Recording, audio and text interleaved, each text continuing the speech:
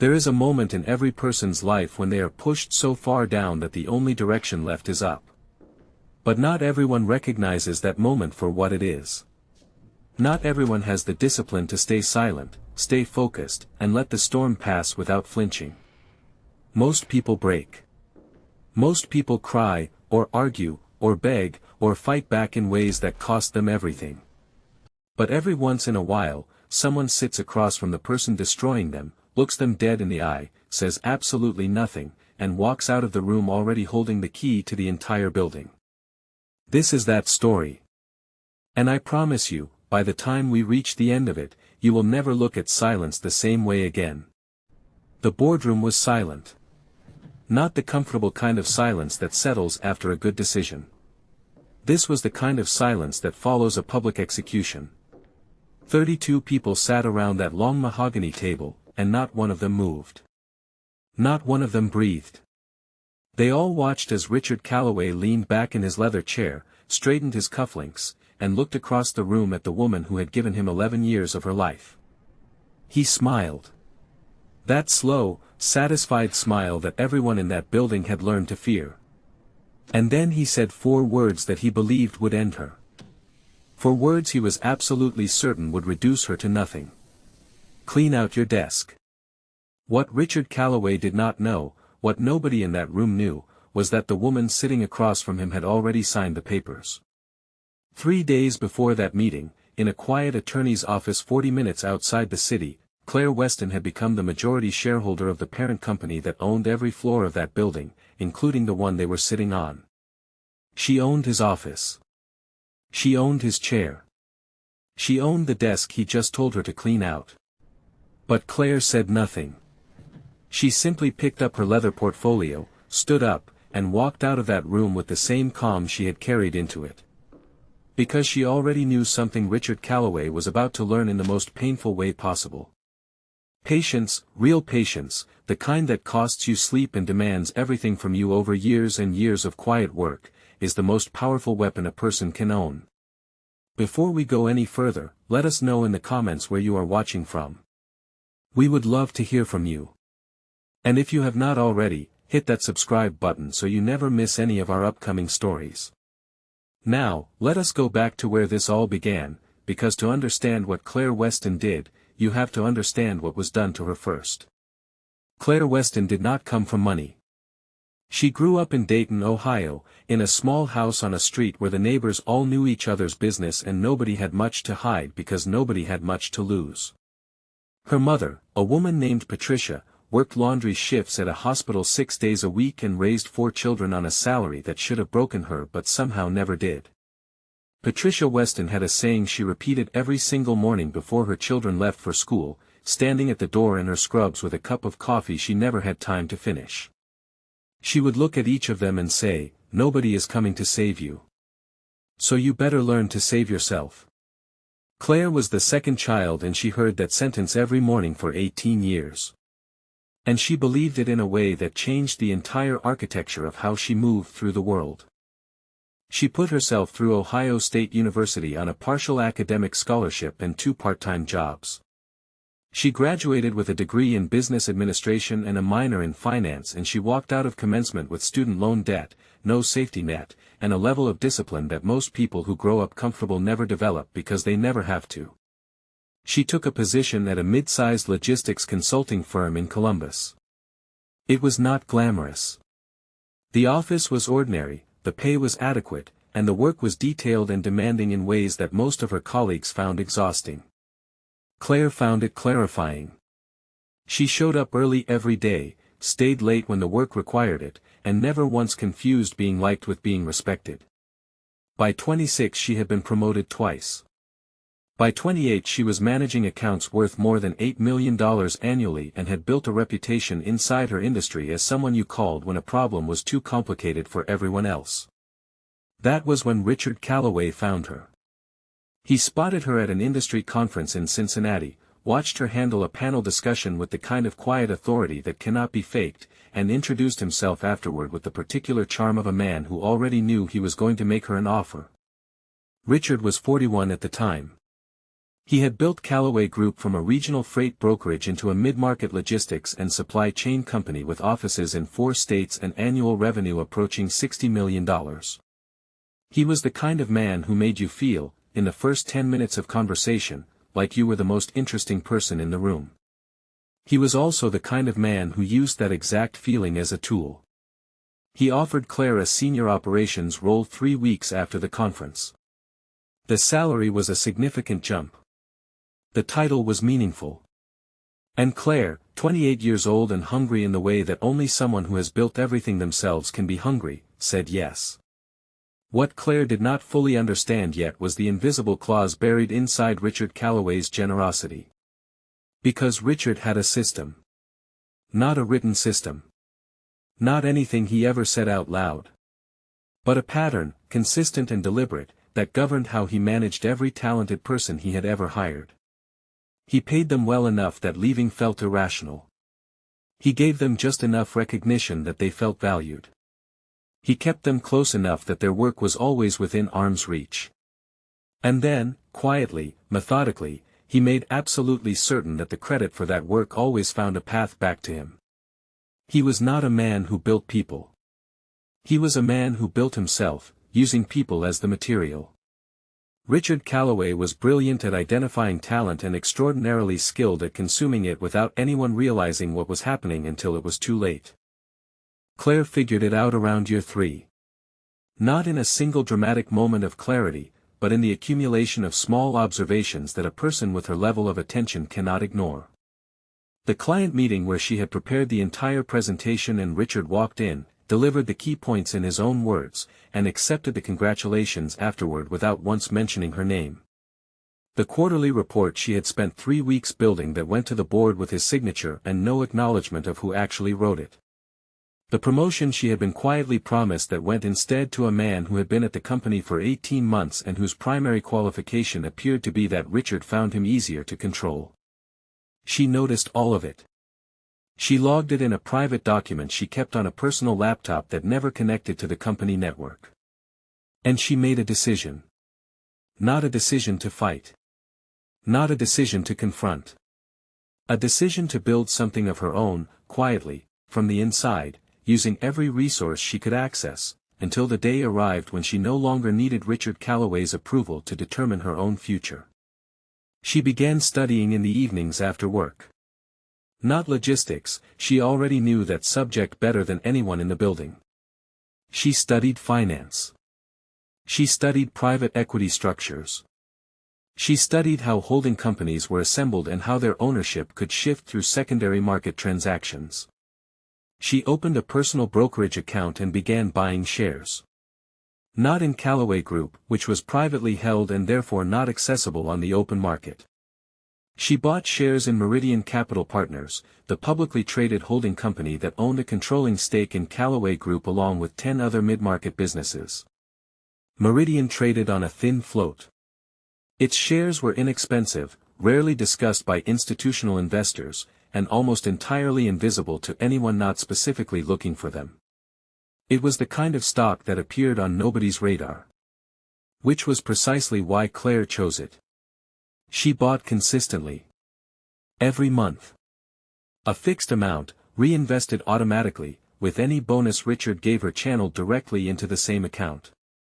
Over 8 years the position grew in a way that would have been striking to anyone paying attention. But nobody was paying attention. Richard was not watching her brokerage account. Meridian's board was not monitoring individual retail shareholders. The financial press did not cover companies of that size with that level of scrutiny. Claire moved in complete silence through a market that was not looking for her, and she accumulated something that most people spend their entire careers wishing they had. Real leverage. Not the appearance of leverage. Not the feeling of leverage. The actual, legal, documented, signed and filed kind that changes what a person can demand and what they cannot be denied. And then, in the late fall of the year before Richard fired her, something happened that accelerated everything. Meridian Capital Partners began a quiet period of internal instability. 2 longtime board members retired within the same quarter. The company's strategic direction was under review.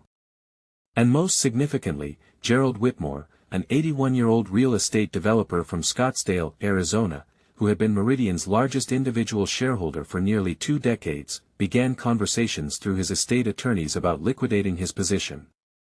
Gerald was not in poor health.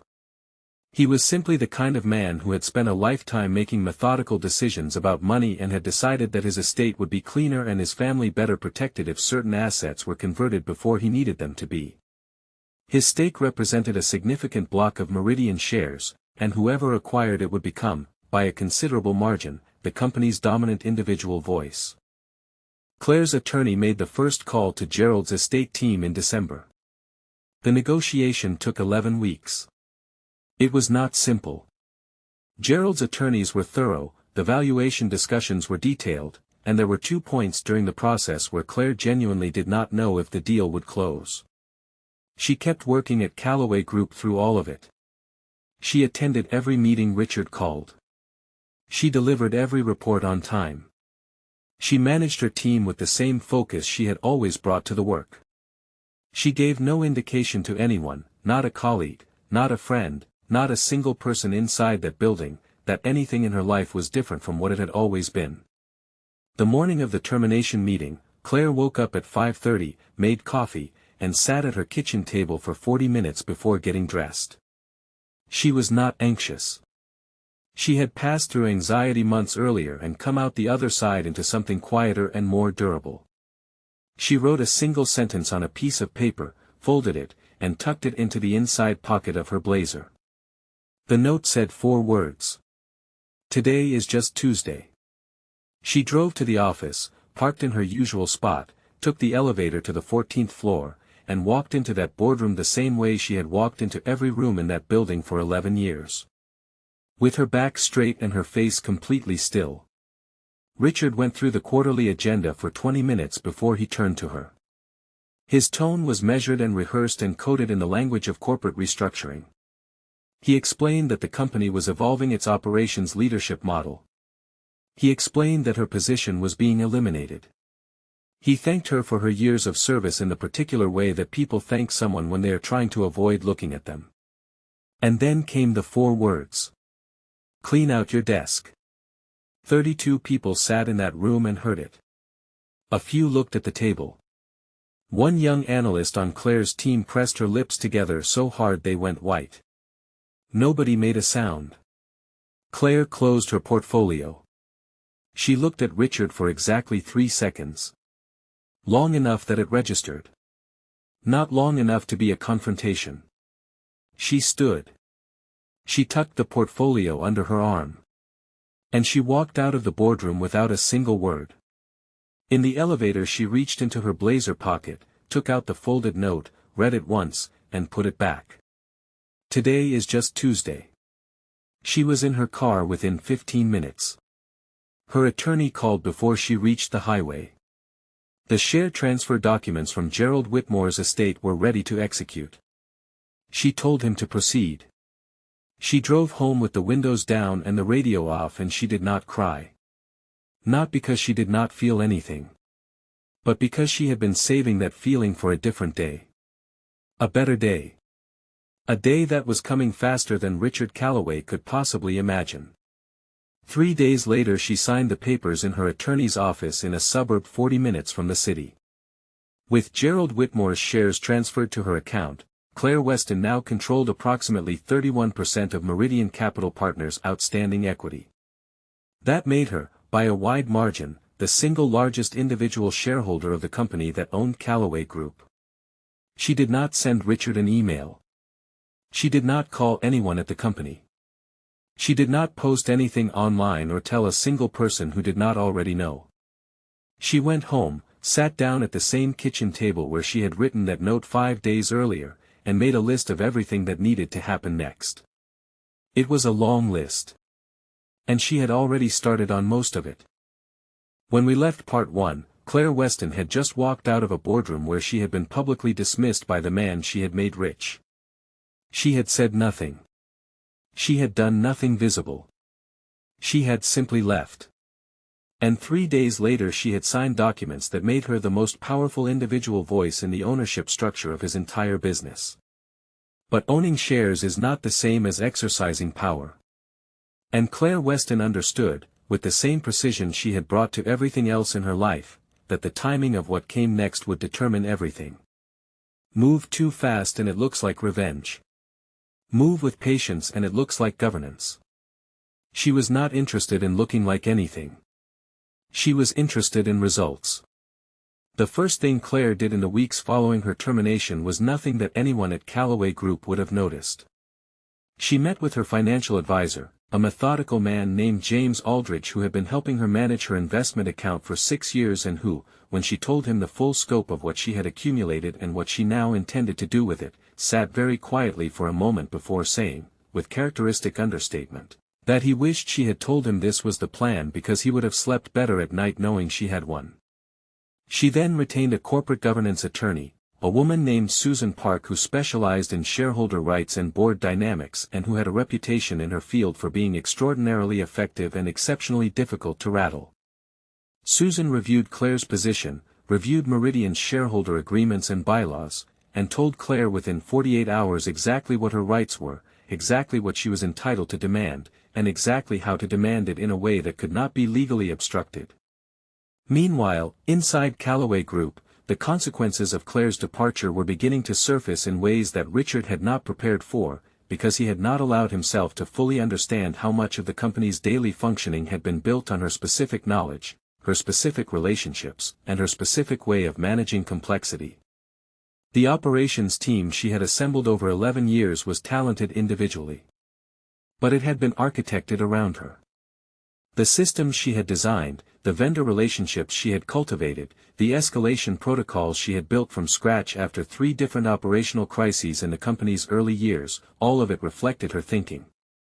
And her thinking was no longer in the building. Within the first 2 weeks 2 members of her core team submitted resignations. Both were quiet about it.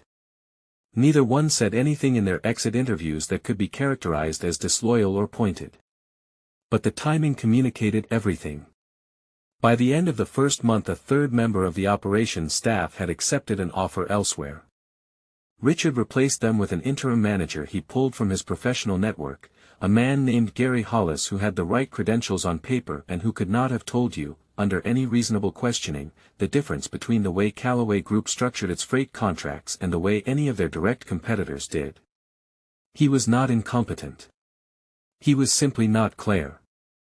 And in an operational environment as specific and relationship-dependent as logistics management, the gap between competent and irreplaceable is not a small one. The client situation developed more slowly, which is the way serious business problems almost always develop. Not in dramatic confrontations but in the gradual accumulation of small signals that a careful person can read and an inattentive person will miss entirely until it is already too late. Thomas Hargrove, the vice president at the national retail account that represented nearly 1/5 of Calloway Group's total revenue, had relied on Claire's operational oversight in ways that ran deeper than Richard had ever appreciated, because Richard had never taken the time to understand the actual texture of that client relationship. He knew the contract value. He attended the annual dinner. He shook Thomas's hand at industry events and considered the relationship his own, because in his mind all client relationships were ultimately his, regardless of who did the daily work of maintaining them. What Richard did not know was that Thomas's regional logistics coordinators had been emailing Claire directly for years about real-time shipping issues, contract interpretation questions, and operational adjustments that required judgment calls too specific for a junior account manager to handle. Claire had handled those conversations personally, consistently, and with a responsiveness that had become the invisible infrastructure of that entire account. When she was gone and those coordinators reached out through normal channels and found themselves connected to Gary Hollis, who responded slowly and whose answers revealed an unfamiliarity with the contract-specific terms that made Thomas's team quietly uncomfortable, the dynamic shifted. Not loudly. Not with accusation. But with the kind of careful, watchful distance that sophisticated clients adopt when they are beginning to assess whether a relationship is still working for them. Thomas called Richard 3 weeks after Claire's departure and requested a contract review meeting. Richard, who had no reason yet to view this as anything other than routine, scheduled it for the following month and assigned Gary to prepare the materials. He did not attend the preparatory calls himself. He had other things demanding his attention. What he did not know was that Thomas Hargrove had reached out to Claire directly. Not to recruit her, not initially, but simply because they had worked together long enough that he felt comfortable asking, off the record, whether she was all right and whether there was anything he should know about the direction Calloway Group was heading. Claire's response was professional and said nothing negative about the company or about Richard. She thanked him for asking, told him she was doing well, and said that she was sure the team would take good care of him. She meant it to be reassuring. Thomas read between every line of it with the fluency of a man who had been in business for 30 years and understood what careful language sometimes has to carry. 6 weeks after the termination, Meridian Capital Partners received formal written correspondence from its largest individual shareholder. The letter was measured, precise, and absolutely clear in its intent. It requested a seat on the Meridian Board of Directors, citing the size and duration of the shareholder's stake and the specific governance provisions in Meridian's own charter that supported the request. It also requested an independent operational audit of each of Meridian's 11 portfolio companies, with findings to be presented to the full board within 90 days. The letter was signed by Claire Weston. Susan Park had drafted every sentence of it, and it was structured in a way that left Meridian's existing board with very limited grounds for refusal under their own governing documents. Paul Stratton, Meridian's CEO, called Richard Calloway the morning the letter arrived. Richard was in his office reviewing a vendor contract when his assistant put the call through, and the tone of Paul's voice in the first 30 seconds of the conversation told Richard, before a single substantive word had been exchanged, that something significant was happening. Paul explained the situation with the particular careful neutrality of someone who is simultaneously delivering bad news and managing their own reaction to it. He outlined Claire's shareholding position. He explained the timeline of how she had acquired it. He described the contents of the letter. And then there was a silence in the conversation that went on long enough to become its own kind of statement about exactly how much trouble Richard Calloway was now in.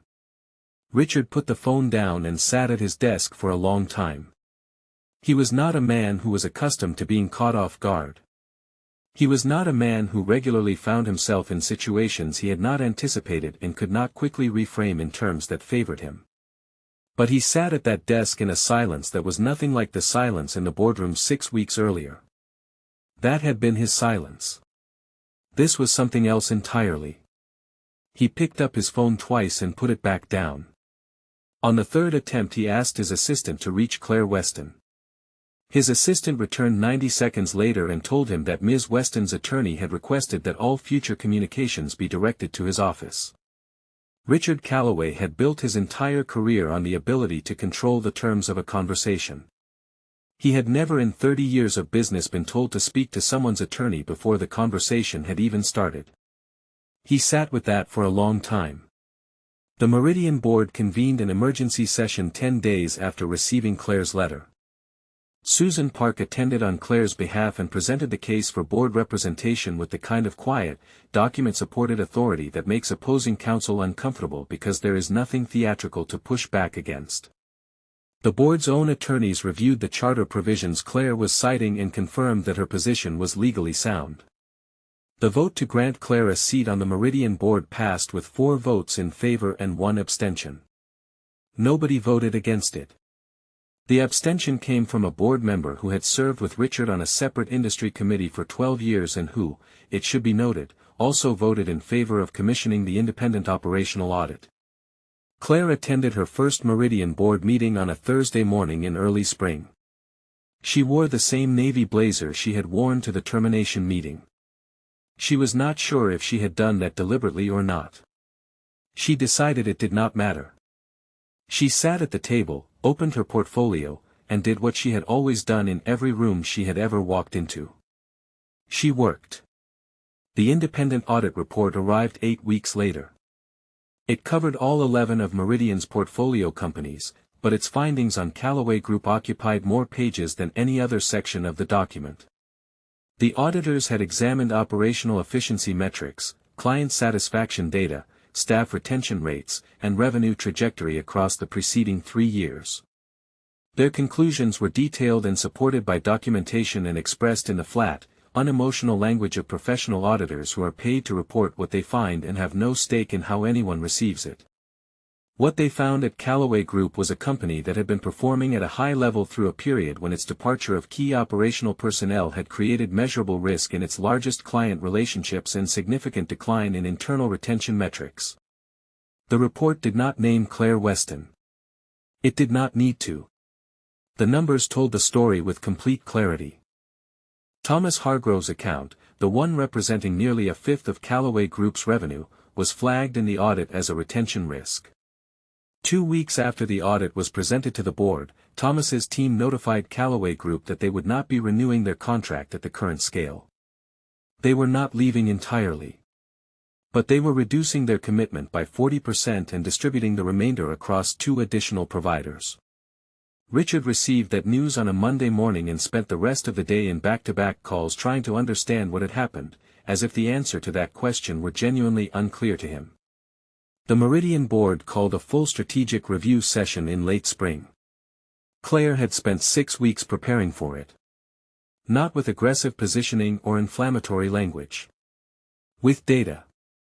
Operational data. Market data.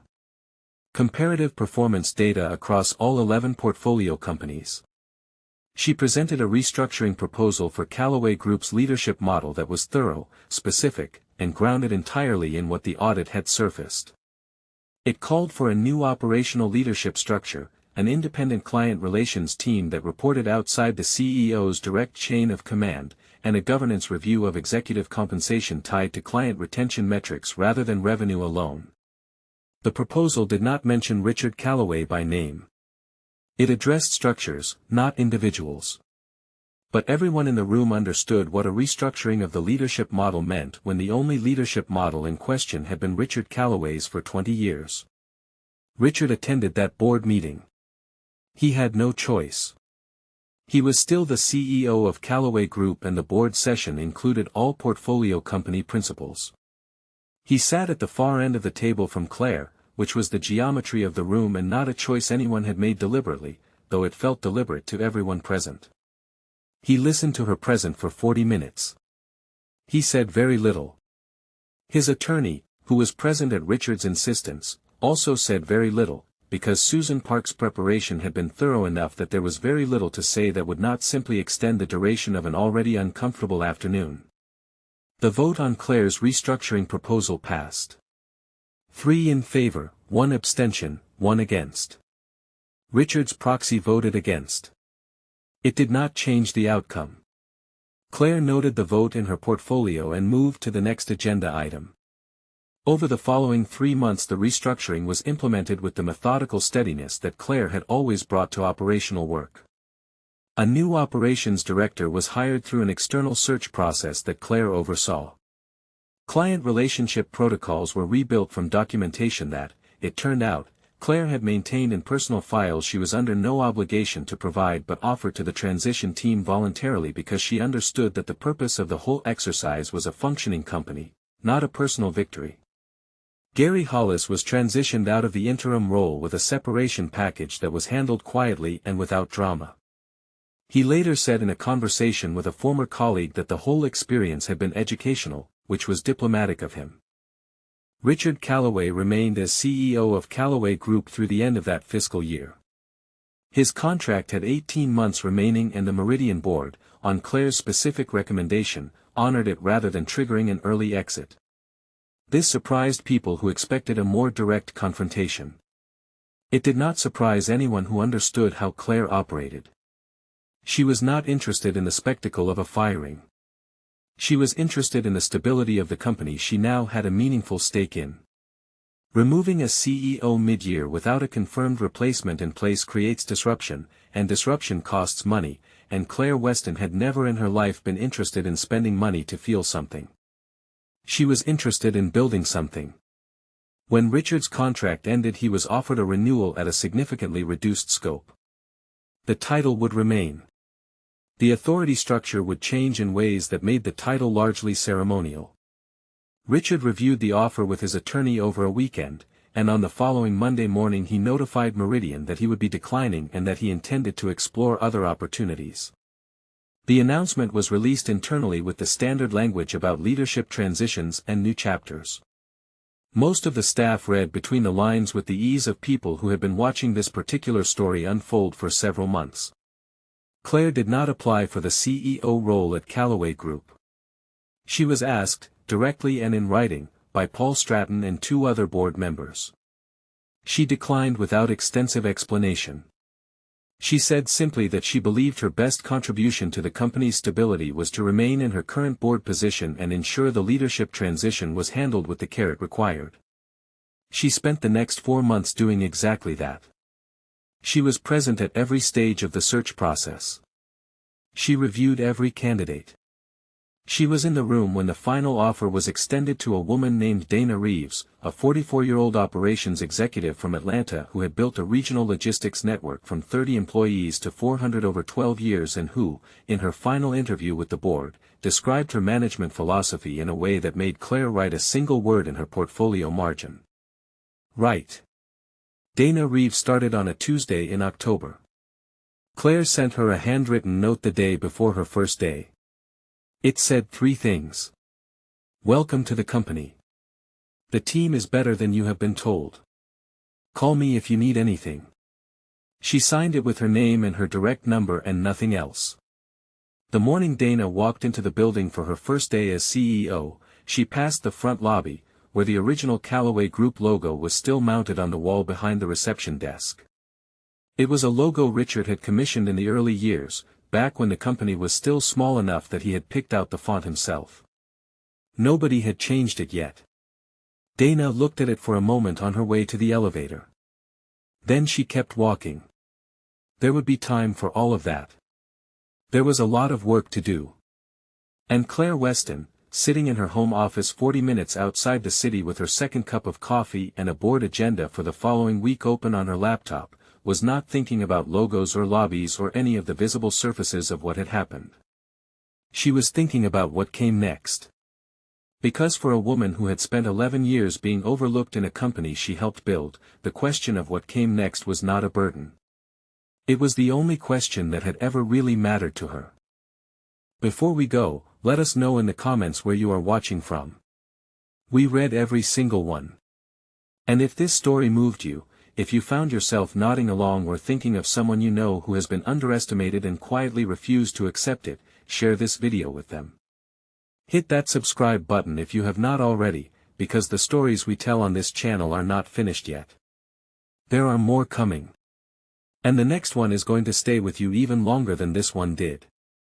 Stay close.